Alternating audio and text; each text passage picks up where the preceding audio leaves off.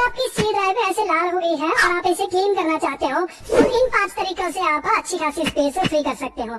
मेरे पीसी की C drive में देखते हैं कितनी स्पेस फ्री होगी। नंबर 1, कीबोर्ड से विंडोज और आर दबाएं, यहाँ टाइप करें प्रीफेच और एंटर। अब इन सारी फाइल्स को डिलीट कर दें। नंबर 2, विंडोज की प्लस आर दबाएं, अब यहाँ TEMP टाइप करें और एंटर और सारी फाइल्स को डिलीट कर दें। नंबर 3, एक बार फिर से विंडोज और आर, इस बार सर्च करना है %temp% और एंटर।